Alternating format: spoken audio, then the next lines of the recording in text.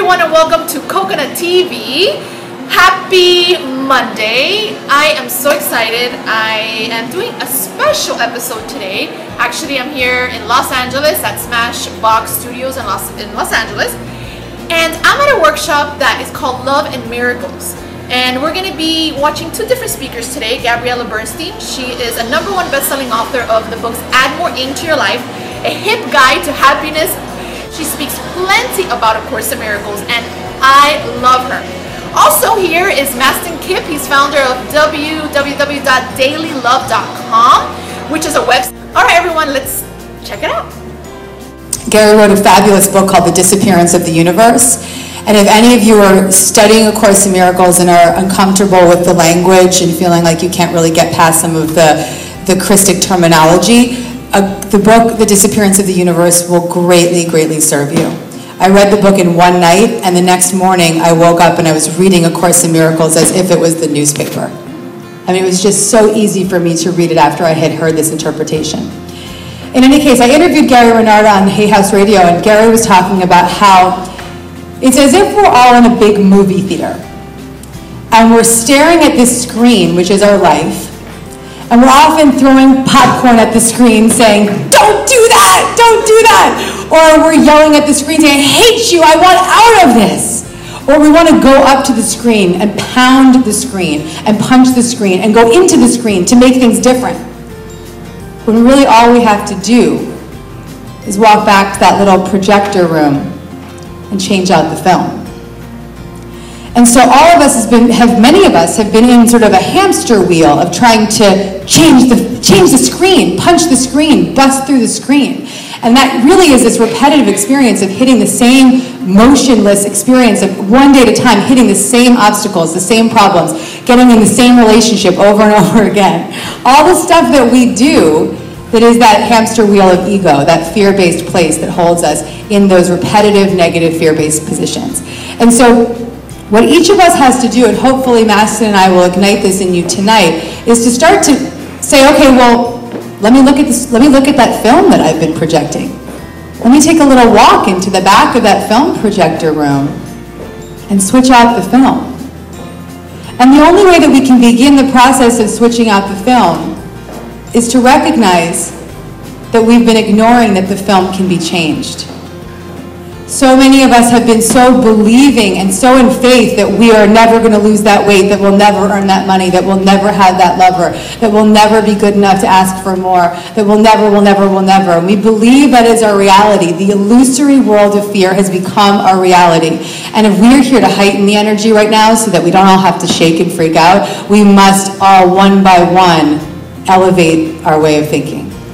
And remember that we can actually change the film, that we can go in there and change the projector room and just commit. Just say, I am willing to see things differently. The first exercise you can take for the next month, for the next 30 days, I am willing to see things differently. I'm willing to see things differently. Pay attention to how you are judging, how you are attacking, how you are making people special and separate, how you are limiting yourself and how you are playing small. And just start to pay attention. Take a fearless inventory of these behaviors. Look at them one by one. Just gently look at all of these behaviors. Each night you can do a little inventory of your life. And just continue to witness. And as you witness these behaviors, start to set the intention to see them differently. And in essence, what I've been taught and what I believe is that as we grow, we one day at a time build up a wall against our miracle mindset. We build up defenses against that loving presence. We build up a fear-based belief system, which the Course refers to as the ego. And so we forget. And A Course in Miracles says that the Son of God forgot to laugh. And so in those instances when we today are feeling as though we can't make our way out of these uncomfortable situations, or I'll never have what I desire, and all of these negative belief systems are all of the results of forgetting that loving miracle mindset. And so I believe a miracle is the moment we remember. It's the moment that we say, I choose to see that differently. It's the moment we say, I forgive. I'm ready to let that go. It's the moment to say, I can see this as an opportunity. and that is the miracle. As the Course would say, the shift in perception is the miracle. The process for forgiveness is very simple. The first step is to become willing to forgive.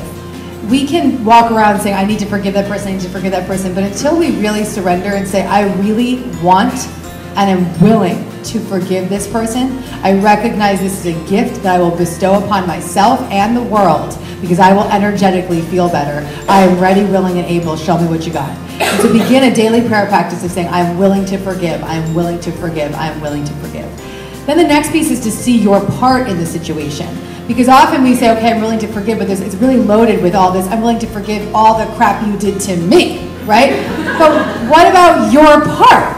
So own your part in the equation. And that may be a writing exercise, that may be putting together a list, maybe just writing a letter that you never send or that you do send, but just expressing, here's my part, here's how I showed up. Sometimes your part is that you just stuck around too long, okay? And then the third part is the best thing. Of Course in Miracles, she says, give it up to God. Just the... Coconuts. We've got Gabrielle Bernstein here. Thank you for being on Coconut TV. Thank you. You said so many great things tonight. I got a lot of wonderful things from the lecture tonight. But I want to talk about Course in Miracles, because that's what the channel is about. And you have made spirituality so hip. And that's what I love. And I want people that don't know about Course in Miracles or haven't started a spiritual practice, what do you feel is the easiest? Start a spiritual practice and get connected with the Holy Spirit and that voice within you. I think just beginning a daily prayer practice is a great way to start. Just to start every day setting the intention and the willingness to know more, and opening your heart and your mind to receive more guidance in whatever form that may come that is authentic to you. So begin a daily prayer practice and just open up to the willingness to see things differently. At the end of my show, I always do an affirmation, a weekly affirmation. I call it a cope-wisdom. So whatever Spirit calls to tell the public what their affirmation should be for the week, say to them. What miracles would you have me perform today? Is my question, not so much an affirmation. I love it. Well, thank you for being on Coconut TV. Thank you. Cool, thanks. There you have it. Thank you for watching Coconut TV. Until next time, have a blessed week.